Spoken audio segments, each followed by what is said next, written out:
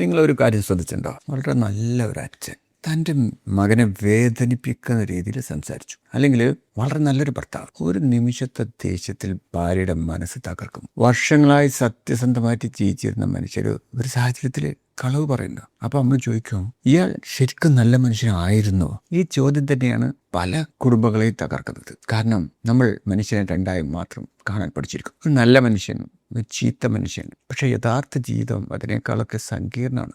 ഒരു നല്ല ഡോക്ടർ ചിലപ്പോൾ വീട്ടിൽ നല്ലൊരു ഭർത്താവ് ആയിക്കൊള്ളുന്നില്ല. ഒരു നല്ല അച്ഛൻ ബിസിനസ്സിൽ ചിലപ്പോൾ മോശം തീരുമാനങ്ങൾ എടുത്തേക്കാം. ഒരു മികച്ച അധ്യാപകൻ തൻ്റെ മക്കളുടെ ക്ഷമ നഷ്ടപ്പെടുത്താം. ഇത് കാപ്പട്യമാണോ? അങ്ങനെയാണെന്നില്ല. കാരണം മനുഷ്യന് ഒരു സ്വഭാവം മാത്രമുള്ള ജീവിയല്ല.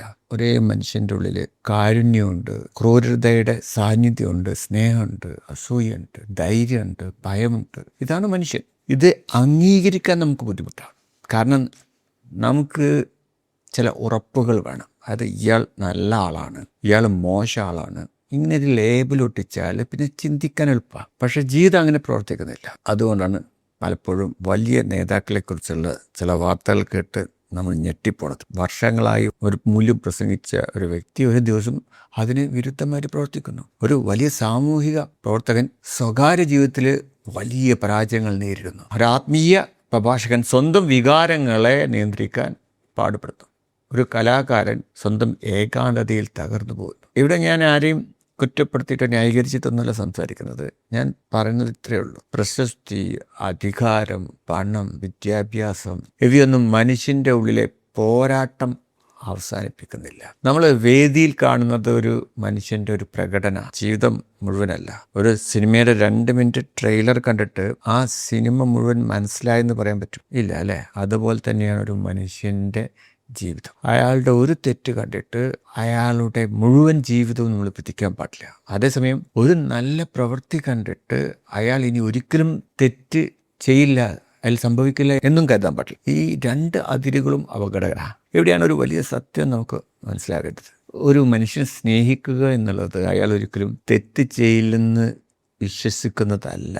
അയാൾക്കും പോരാട്ടങ്ങളുണ്ടെന്ന് മനസ്സിലാക്കുക. ഒരു മനുഷ്യനെ ബഹുമാനിക്കുക എന്ന് പറഞ്ഞാൽ അയാൾ പൂർണ്ണനാണെന്ന് കരുതല്ല, അയാൾ അപൂർണനായിട്ടും മുന്നോട്ട് പോകാൻ ശ്രമിക്കുന്നു എന്ന് കാണണം. ഇത് മനസ്സിലാക്കിയാൽ നമ്മുടെ കുടുംബജീവിതത്തിൽ വലിയൊരു മാറ്റം സംഭവിക്കും. ഭാര്യ ഒരു തെറ്റ് ചെയ്താൽ നീ എപ്പോഴും ഇങ്ങനെയാണ് എന്ന് നമ്മൾ പിന്നെ പറയില്ല. ഭർത്താവിൻ്റെ നിയന്ത്രണം നഷ്ടപ്പെട്ടാൽ നിങ്ങൾ യഥാർത്ഥ സ്നേഹം ഇപ്പോഴാണ് പുറത്തു വന്നത് എന്നും പറയില്ല. പകരം ഇന്ന് എന്താണ് നിന്നെ ഇത്ര തളർത്തിയത് എന്ന് ചോദിക്കാൻ തുടങ്ങും. ഈ ഒരു ചോദ്യം പല വിവാഹങ്ങളും രക്ഷിക്കും. ബിസിനസ്സിലും ഇങ്ങനെ തന്നെയാണ് ചിന്തിക്കേണ്ടത്. ഒരു ജീവനക്കാരന് ഒരു തെറ്റ് ചെയ്തു, ഉടനെ ഇയാൾക്ക് കഴിവില്ല എന്ന് വിധി എഴുതരുത്. ആ ദിവസം അയാളുടെ ജീവിതത്തിൽ എന്താണ് നടന്നത് എന്ന് മനസ്സിലാക്കാൻ ശ്രമിക്കുക. അതുകൊണ്ട് എല്ലാ തെറ്റുകളും ക്ഷമിക്കണമെന്നല്ല ഞാൻ പറയുന്നത്. ഉത്തരവാദിത്തം വേണം, തെറ്റ് തിരുത്തണം, ആവശ്യമെങ്കിൽ ശക്തമായ തീരുമാനങ്ങളും എടുക്കണം. പക്ഷേ ഒരു തെറ്റിനെ അടിസ്ഥാനമാക്കി ഒരു മനുഷ്യൻ്റെ മുഴുവൻ മൂല്യവും നമ്മൾ തീരുമാനിക്കരുത്.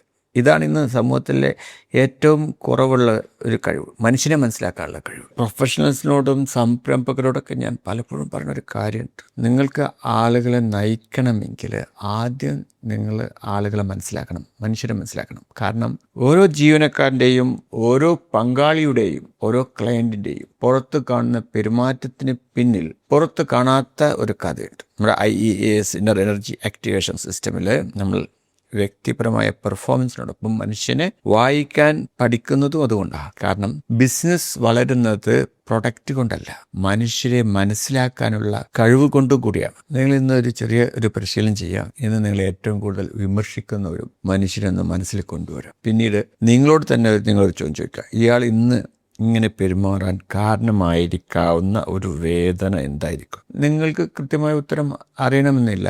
പക്ഷേ ഈ ഒരു ചോദ്യം നിങ്ങളുടെ ഉള്ളിൽ കൂടുതൽ സഹിഷ്ണുത വളർത്തും. ഇതൊന്ന് ഓർക്കുക. മനുഷ്യനെ മനസ്സിലാക്കുന്നത് തെറ്റിനെ അംഗീകരിക്കുന്നതല്ല, വിധി എഴുതുന്നതിന് മുമ്പ് അവൻ്റെ മനുഷ്യത്വത്തെ, മനുഷ്യനാണ് എന്നുള്ളത് കൂടി കാണാൻ പഠിക്കണം. അടുത്ത എപ്പിസോഡിൽ നമ്മൾ ഏറ്റവും കൂടുതൽ വെറുക്കുന്ന കാര്യങ്ങൾ എന്തുകൊണ്ടാണ് പലപ്പോഴും നമ്മുടെ സ്വന്തം മനസ്സിൻ്റെ വാതിൽ നമ്മൾ ചില കാര്യത്തിൽ തുറന്നു കൊടുക്കുന്നത്? മറ്റുള്ളവരെ കുറിച്ച് നമ്മൾ പറയുന്ന കാര്യങ്ങൾ എപ്പോഴാണ് നമ്മൾ നമ്മളെക്കുറിച്ച് പറയാൻ തുടങ്ങുന്നത്? കൺഫ്യൂഷനായോ? ഏതായാലും അടുത്ത എപ്പിസോഡിൽ നമ്മൾ ഇതേക്കുറിച്ചൊന്ന് അന്വേഷിക്കാം.